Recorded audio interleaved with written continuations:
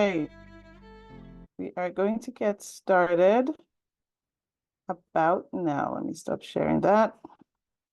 Welcome, everyone. Is my volume okay? Can you hear me, Yes, Rochelle? you're good.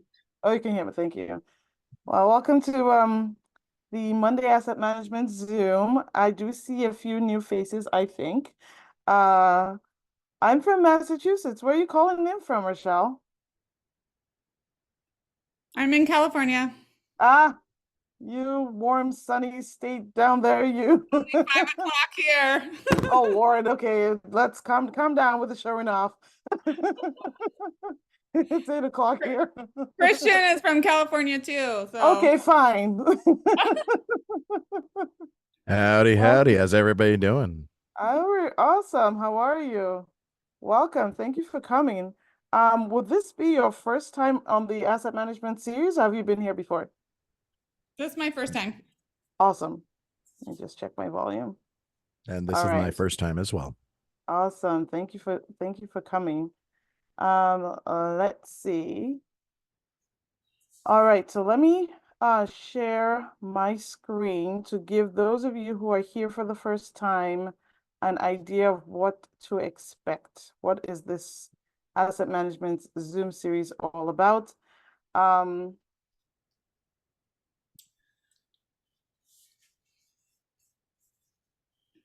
un momento.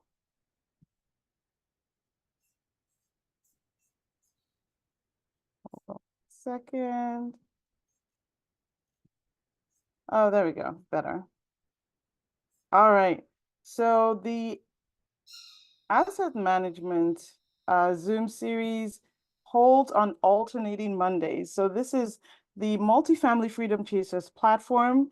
This is an online community that's designed to, or it was initially structured to, help working 9 to 5ers realize, recognize, empower us to be able to see that financial freedom through multifamily apartment investing is feasible. It's possible to do it while still holding a W-2.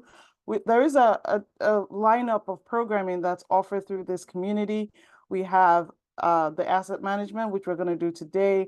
On alternating Mondays, we also have an activation Zoom where we bring in celebrity guests. And then on Wednesdays, we either show you what the debt market is doing, or there's broker talk slash napkin underwriting. So fun things that we have in this online community. All these things are recorded live on Zoom and then placed on our YouTube channel. We also stream it on Spotify as well. There is a WhatsApp community, which I'll show you guys the QR code, etc. But today on this asset management Zoom, we will be going over post-closure strategies, next steps, navigating next steps after closure, just letting more people into the room. There we go. All right. So not everyone is always available on Facebook, and so the WhatsApp community was put together to create, just some greater proximity with the community as well with and the leaders. So that's the QR code if anyone would like to join. We don't spam or anything. We share wins, etc. on there. And then I think the reminders of the different Zooms we have go through there as well if you're not plugged into our Facebook group. So this asset management Zoom is run by Bibi and I. Bibi is the COO of Blue Ocean Equity. She's been in real estate for over a decade. She's based in Dallas, Texas. I'm up in Massachusetts, hating on people like Rochelle and Christian who are down in sunny California. uh, we'd love to hear from you guys. No hate mail. No, just kidding. But we'd love to hear from you guys. We are available through email, social media platform. That's how you can contact us. All right. So last week, and when I mean last week, I don't mean last chronological week, but the last time we met, Bibi went over the multifamily acquisition checklist. if you either weren't present or you want to go over it again, it is available on our YouTube channel. What she went over were things that had to do with due diligence, so financial, physical, legal, and compliance. And then she also touched on market due diligence. Bibi, can I stop sharing now and then you take over from here? Okay, so Rochelle, I'm saying your name correctly, right? Yeah. Okay. So because I've been picking on you, um, what's Because I gonna have my happen? camera on. Is that why you put your camera on? You have to talk. No, and this is your first time here too. I know this is Oh, really, okay. this is really sad. No, it isn't. You just seemed very happy and cheerful, and Oh, you're in a sunny state, and I'm in a cold one. We're both in blue states, so there we go. But I actually have to briefly step away. So would you be okay with me making you co-host so you can admit people into the room? sure. Yay. You have to teach me how to do that. Do I just watch on participants or something, or what do I look for? Yep, you'll see notifications. Are you on a desktop? Yep. Yep. You'll see people come in and you just admit them So it'll when they just, come in. it'll like notify me on my screen and I can click it. Okay. Mhm. Ify, please make me a co-host. I did at the beginning. No, I swapped. Okay.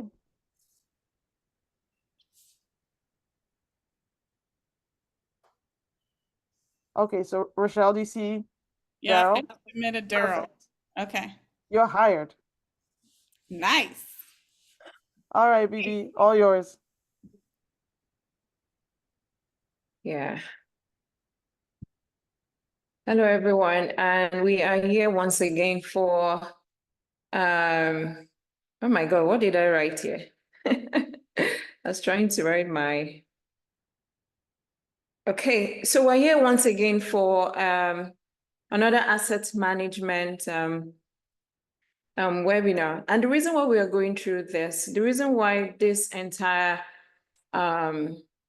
discussion is very important is because asset management starts from the acquisition process. So if the acquisition process is done wrongly, then you have issues all the way down to your exit. So that's why we are kind of concentrating on this to make people understand why they need to do this right and start operating well. Next week, we'll be talking about monitoring KPIs. So for as many of you that are wondering, how do you set KPIs? How do you monitor them for your deals?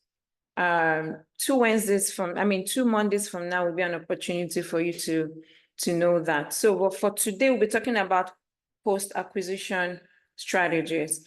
And some of the things I'll be talking about are slightly before you close, not like a week before you close or a few days before you close and after you close. So it's just in between, but the overall idea is post-closure strategy. So anyone that I know that is slightly before you close, I'm going to identify them and let you know that you need to start setting up this. Once you are sure that you're going to close, maybe in a week, you need to start the process going forward. So there's some critical steps for you to take in ensuring that your transition is smooth. And number one is, the first one I'll be talking about is immediate transition. Today, we'll not be sharing slides because normally it's Ify that helps to do that, but because she's not here, we'll just be talking. So number one item is if you want to jot down, you can go ahead. It's immediate transition tax. So what should you be doing during this period is, one, you need to start informing the tenant of change of ownership. So there's a letter that is sent out the day you close to the tenants stating that this property is under new management and ownership. And at the same time, you're also introducing the property management company to the tenant. So all these things go simultaneously. And in that letter, you have to provide a new contact information. So you don't want to have your tenant contacting the previous owners, management. You don't want to have them do that. We've had issues where some tenants, even after we've purchased the property, they still keep paying their rent to the to the previous seller. But the good thing is that we still keep a relationship with the seller, and there's this kind of relationship that we collaborate. Once there's any money paid to them, they transfer it back to us. But you want to try to avoid that, because what if you don't have a responsive previous a responsive seller after you close? It might be difficult for you to get it. You will get it, but it might be difficult for you to get it. So you want to avoid that. Then before you close, just some days before you close, you need to start transferring the account to new ownership, your utility account. So you don't want to have a break. You don't have a break between when you are transitioning and when you are transitioning. You don't have that break. So in collaboration with the seller, you need to do this maybe, let me say, 2 days before you close or a day before you close, because one, your utility, the water, the electrical, they need to start signing them over to you. Definitely 2 days to your closure, you should be sure that you're closing. So what I typically do is with the seller, we have this collaboration at my property management company. So the three of us are working together and we are transferring our utilities so that there's no break. Even the phone, if they are using any central phone, because let me tell you the implication of you losing it. It happened to us. We lost access to the property's phone because that phone has been there for ages. Many people know that number and all that. Because we didn't transition properly, the phone company, we lost access to that number, and definitely I'm sure we lost access to prospective customer because that number was everywhere. So we wanted to take up that number, but we lost it because we didn't transition on time. So all your utility bills, the phone bill, the phone company, you want to transfer them to you. And you want to confirm utility of services with the utility company. So these are immediate transition tasks you need to do right after you close. But you have to work with your property manager and the seller to do some maybe few days before you close. The next on my list is the financial management. This one is very important. So before you close, you should have your property manager asking for their new T1. T1 is the trailing for that month, and the rent roll. You want to start tracking everything and start putting them on your on the software you're using. So that is one thing you want to do. Then you want to open an account for your rent deposit and your expenses. So I'm going to talk a little about this. During the time you're having a conversation with your property management in recruiting them, you want to have a conversation with them about how they manage the account. So this is typical or standard for smaller properties that are, let's say, 20 units, 25, 30 units. Typically, you see property management handling them with other people's accounts, like your property with another person's property, because it's just too small to scale for the property management. So they can be opening accounts for just very little banks. So you see that happening. So for us, we started with smaller multifamily at the beginning, but when we started growing, we had to transition from the general public bank account to our own, because we had pushed our units to that threshold of owning our own account. So you want to have that conversation with the property manager. How are they going to handle your account? So for bigger properties, maybe properties that are 50, you want to insist that they open an account that you will. It's not for you to operate the account. It's for you to just have a view access, for you to see the activities going on. If you need to check the bank statement or query anything, you need to have that access. You need to know what is coming in and going out. If you need to pull a statement, you need to have that access. The idea is not for you to go there and start withdrawing money. So that account is not for you. It's not your personal account. It's just for you to have an oversight view or to have access to view what is going on. So you have to have that conversation with your property manager at the beginning. How are they going to manage your account? So very, very important. If not, you have issues. You guys are going back and forth after you close. You guys will be having issues because they'll be bringing up things. Most times, things you do not discuss can bring up issues. So you just want to settle that before you sign any contract with them and all that. So typically for the what do you call it, for the security deposit, is a property management company that manages that and all that. So these are things you need to pay attention to while you're opening your account. Then you need to implement rent collection method. So are your tenants going to be paying rent online, or will they be dropping off checks at the office, or is there a box for them to do it? Anyhow you intend to go about it, you need to start implementing that on time. So you can work with your property management application app, and also your property management company. You want to work with those people. Sorry, this is summer and I have my kids around, so sorry guys if you're hearing any background noise. Yeah. So back to what I was saying. I lost my train of thought. So back to what I was saying. You want to ensure that the rent collection system is intact.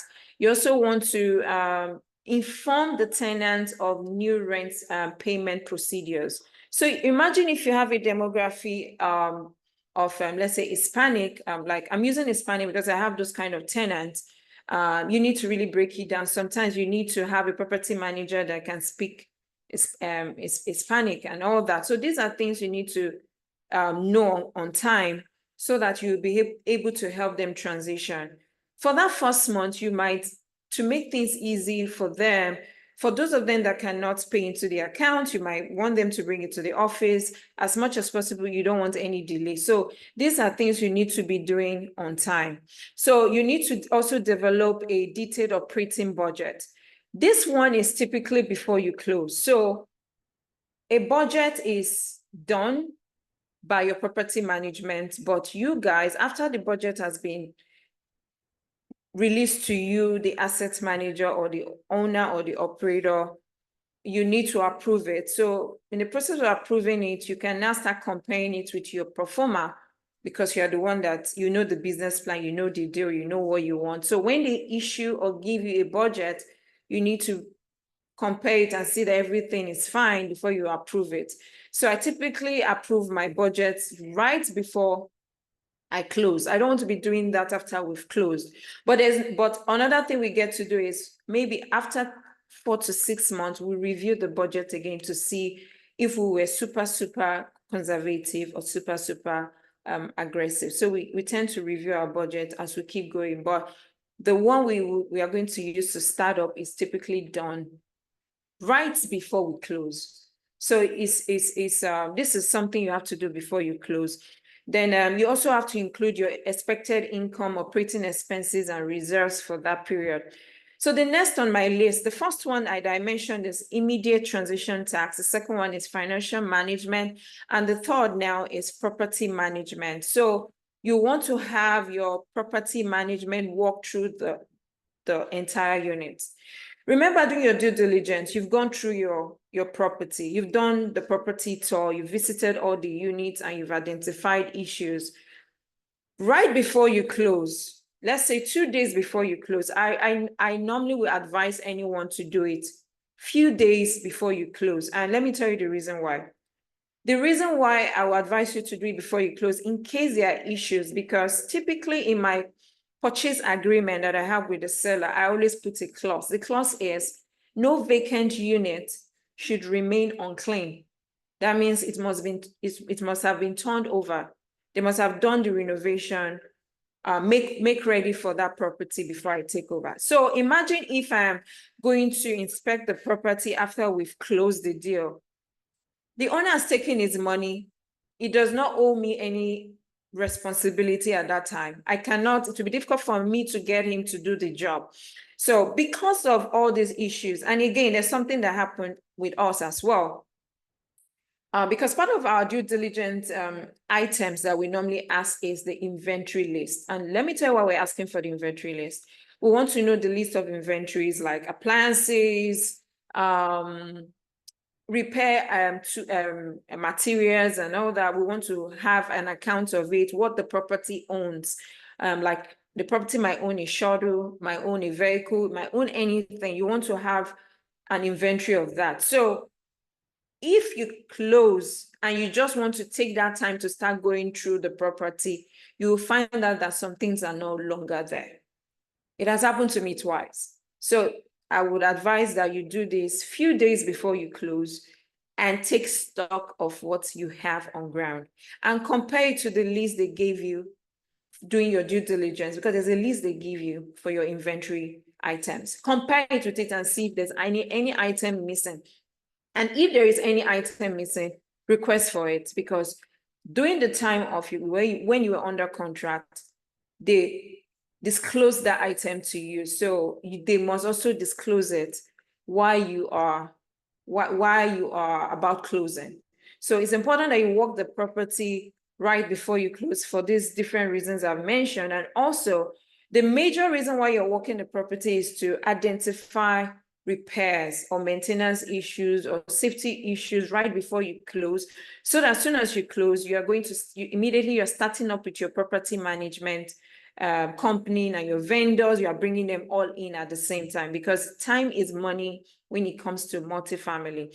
So you're doing all these things just right before you close for all the reasons I just stated to you. So it's important that you work the property with your property management, identify maintenance issues, and also establish a regular maintenance and inspection schedule. I recently did a video, and in that video I was talking about preventive maintenance. So this is the period you have to discuss those items are preventive, that you can implement preventive procedures, or items that you can also implement periodic maintenance procedures. So when you're going through all these items, you'll be able to tell, for my HVAC, I want to have a preventive, because imagine you having 2 HVAC in a unit and you have 200 units, that's about 400 units. So you want to start setting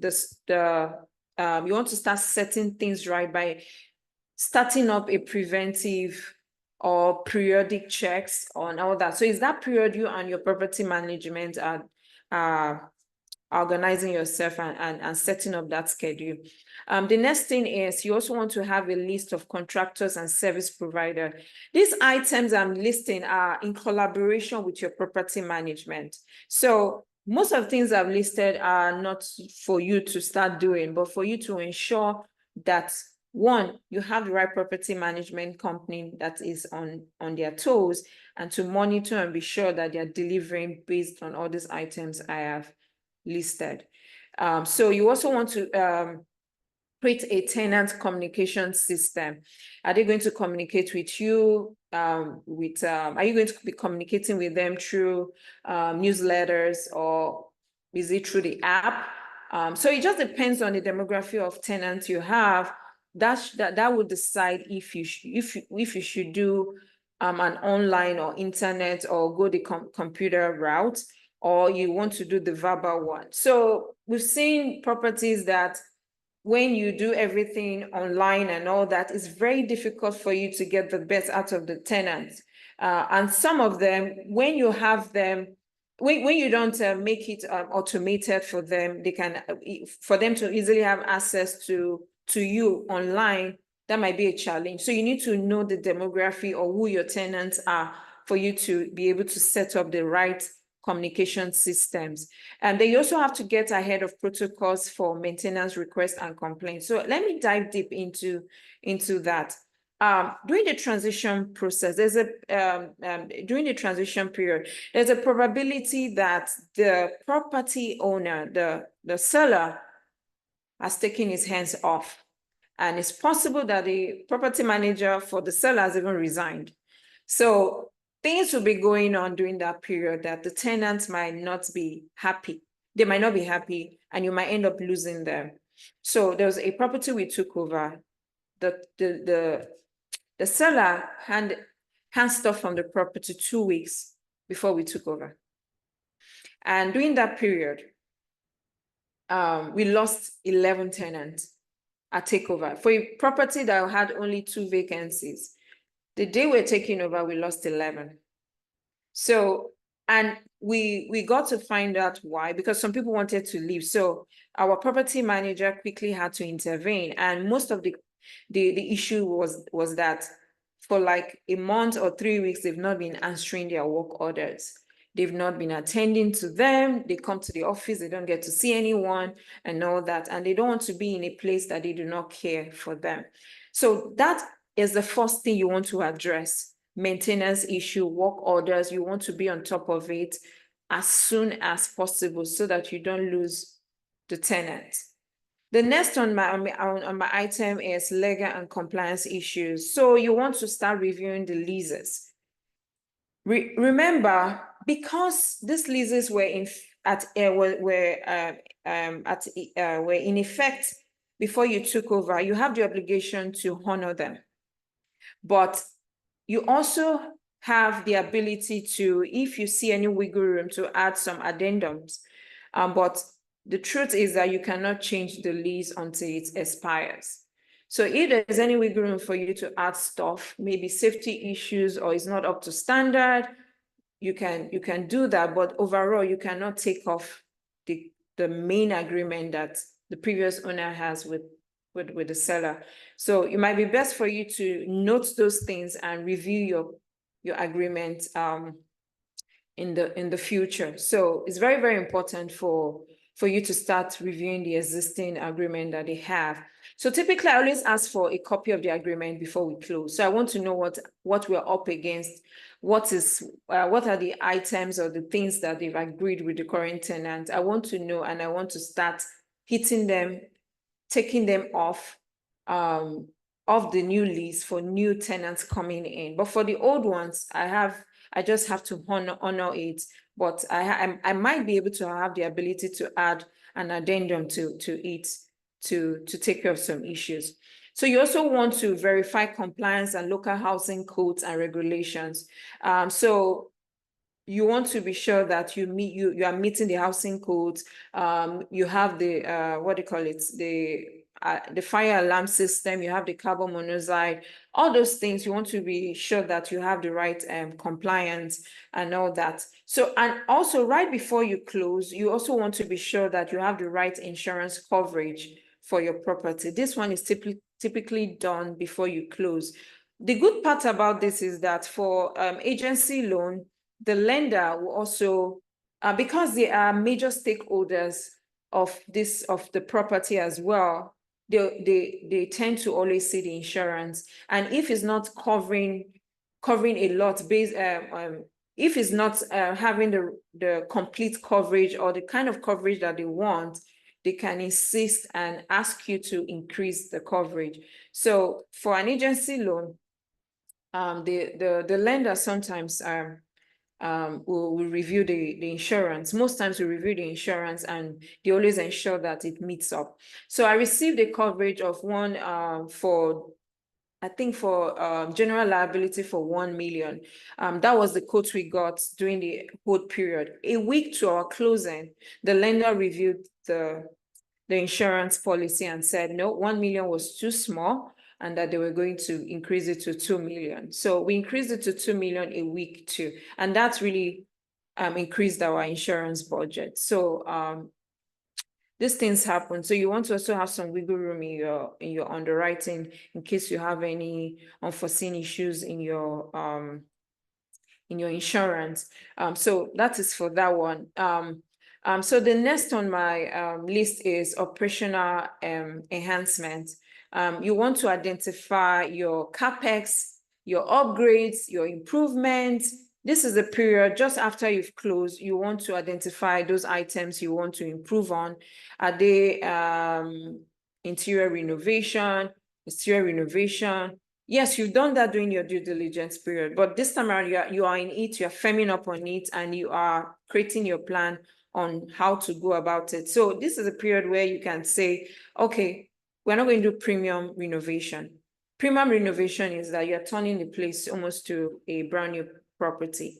But partial renovation is you're changing some things you're just putting some layers on it and all that. So these are the period that you are making that decision and firming up on your improvement strategies, and you are scheduling and budgeting for capital in improvement projects. So you have, before you close, you already have a budget for those capital expenses. This time around, you are now calling the vendors and getting bids.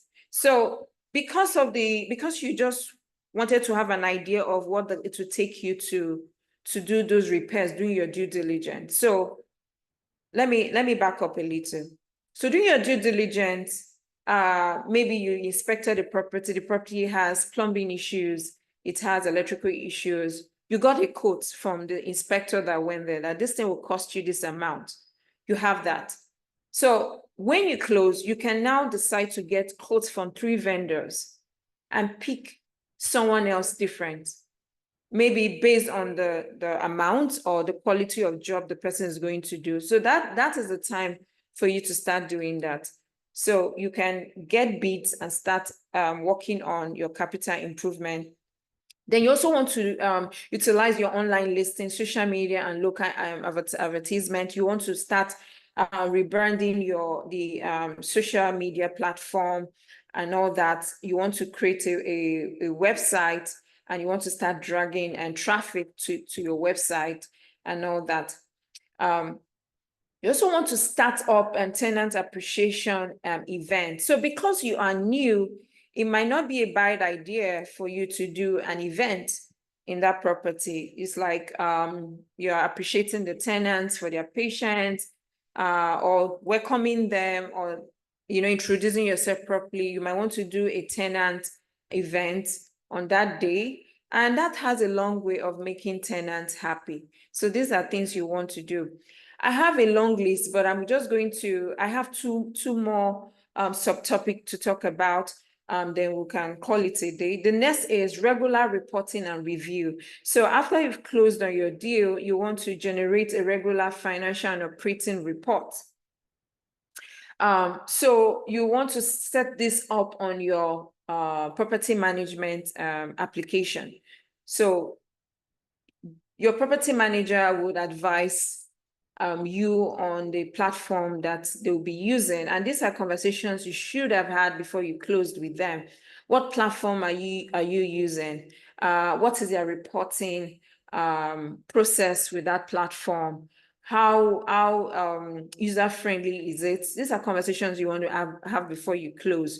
So when you close, then you want to start generating financial reports and operating reports. You want to start keeping track of your income, your expenses, and all these things can be easily streamlined through the property management app. You don't want to start setting up the app 2 months after you've taken over. These are immediate items you need to start doing immediately. You want to review the occupancy rates, the income, the expenses, the maintenance issues. All these things will go hand in hand. You also want to establish your key performance indicator at this point, and you also want to start tracking them. So remember, you have created your business plan before you closed. This is the period you want to start setting up the things you want to start tracking.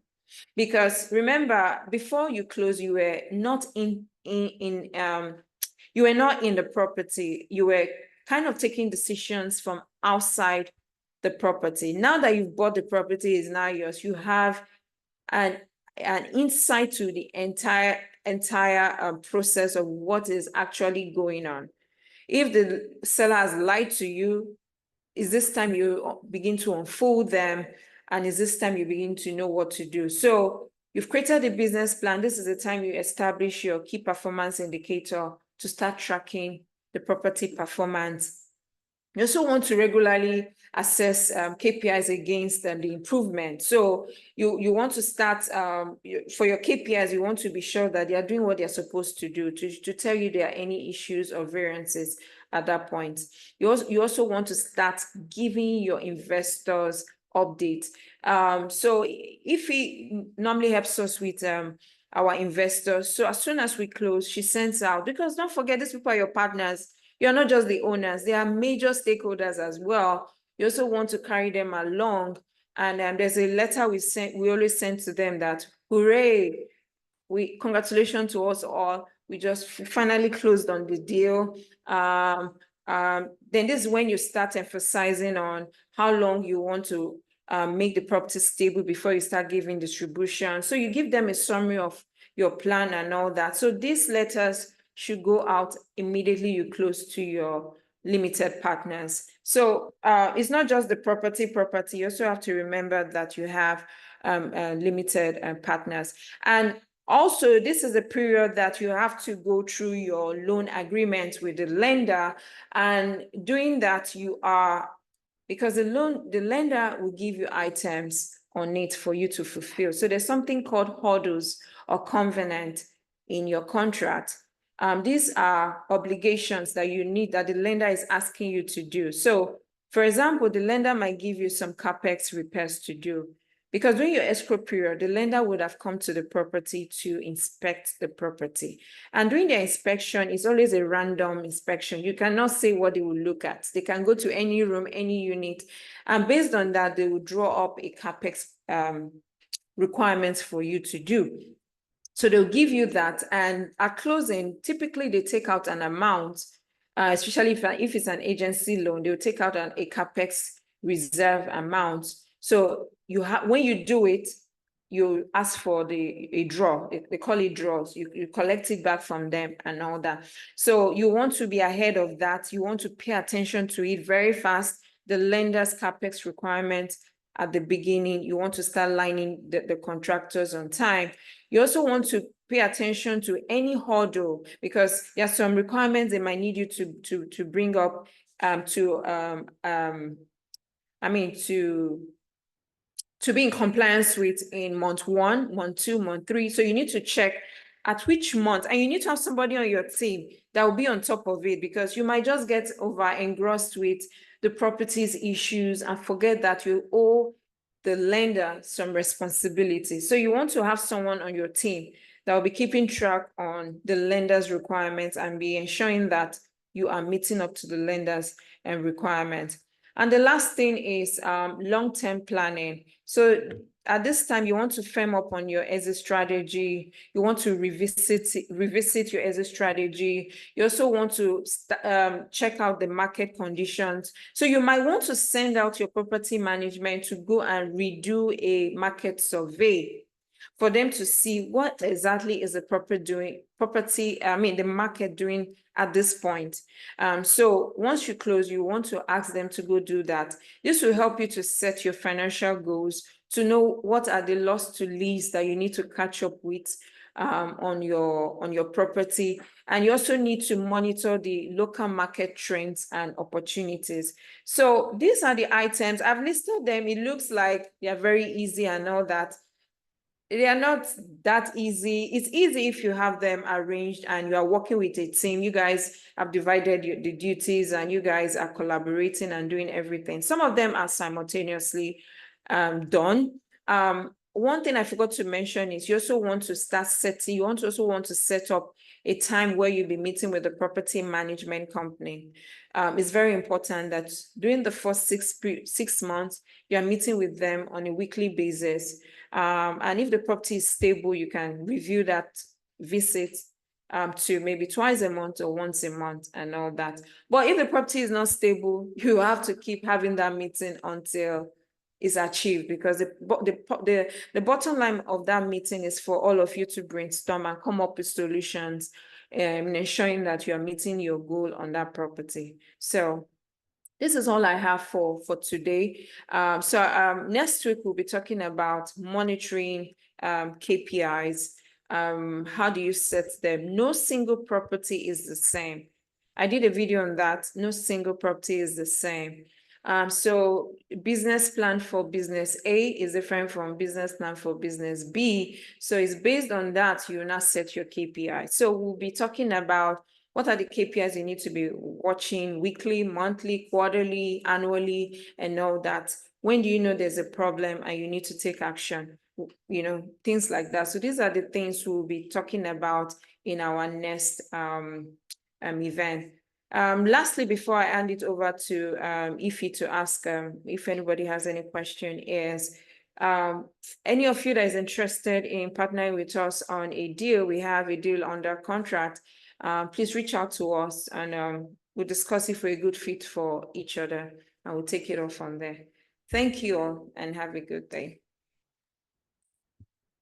Awesome. Bring this closer. Awesome, awesome. I don't see any questions in the chat. Does anyone have any questions? Wait, hold on. Let me just triple check. I saw something come through. Awesome. Does anyone have any questions about anything you've heard, anything asset management related? This would be a good time. You could raise your hand or type it in the chat. Let me pull the chat up.